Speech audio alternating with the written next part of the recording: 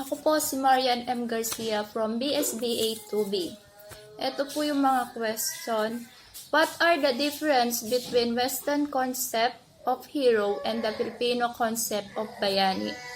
Ang pagkakaiba po nila, ang hero ay sinasakripisyo nila ang kanilang sarili para sa prinsipyo na pinaglalaban nila.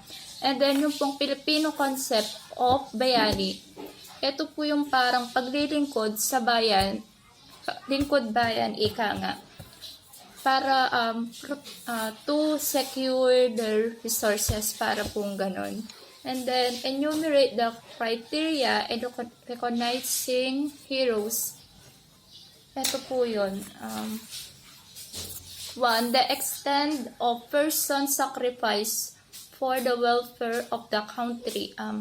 Kaya po nilang isakripisyo kahit ang kanilang buhay para sa ating bansa.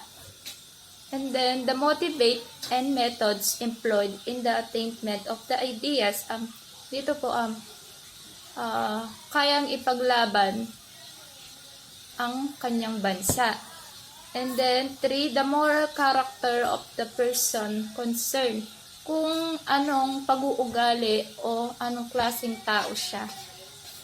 4, the influence of the person concerned on her age and or the succeeding age. Andito po, kahit patay na yung sinasabi nating bayani, madali pa rin naaalala yung mga nagawa niya or mabuting nagawa niya para sa ikabubuti na po na lahat, kinabubuti. And then 5, those who have concept of nation and thereafter aspire the struggles for the nation freedom.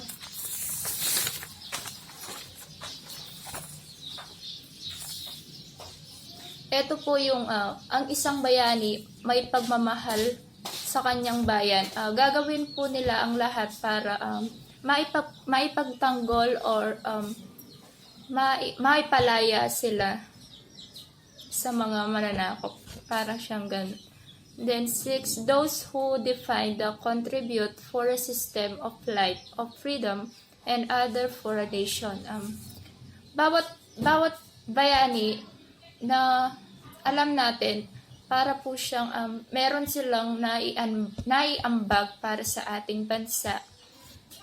7, those who contribute to the quality of life and destiny of the nation. Dito po, mas iniisip nila yung kapakanan ng kanilang bayan sa future. 8, a part of people expression. Dito po yung parang nilalaman na siya ng expression ng tao para dahil sa impluwensya na ginawa nito o naibigay niya. And then number 9, person who think of future, especially the future generation. Dito naman po, mas iniisip nila yung kapakanan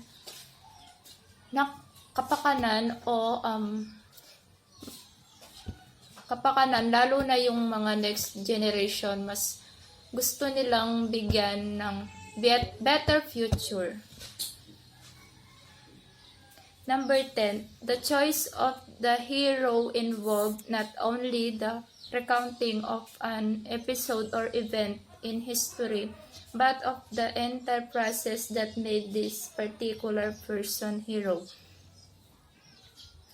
Dito po, hindi naman porket ang pagiging bayani ay kailangan maisulat ka sa kasaysayan or masali ka sa history.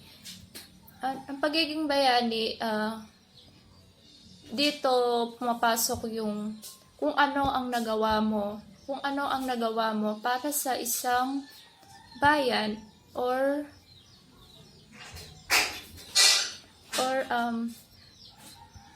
dahil dito rin kikilalanin ka kilalanin ka ng lahat sa nagawa mong mabuti. At dito, masasabi nila na isa kang bayani dahil naimpluwensyahan mo ang maraming tao. Next question.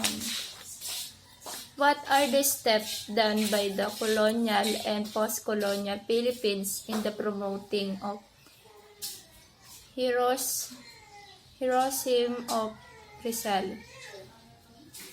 Dahil sa pagkamatay po ni Dr. Jose Rizal, nagbago ang ating bansa. Dito nagsimula yung revolusyon. Kasi po, naimpluwensyahan niya ang mga Pilipino dahil sa kanyang ginawa para sa ating bansa upang mapalaya ito. And then, letter D, now that nature of the concept of hero has been clarified as not to be posthumous award. How can a student like you become a bayani in your way? Bilang isang mag-aaral, kung magiging bayani man ako, hindi ako makikipaglaban o makikipagpatayan para masabi akong bayani. Siguro para sa akin, sa sarili kong pamaraan, ang gagawin ko, gagawa ako ng mabuti. Gagawa akong mabuti sa lahat. May respeto at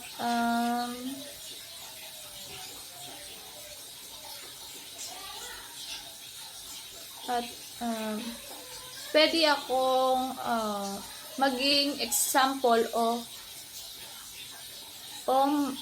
gumawa ng magandang huwaran para sa kanila. Sa pamamagitan nun, magiging maayos ang ating bayan. Hindi kailangan natin laging idaan sa patayan sa daas o kahit anuman. Si Dr. Jose Rizal nga, ginamit lang niya papel at panulat.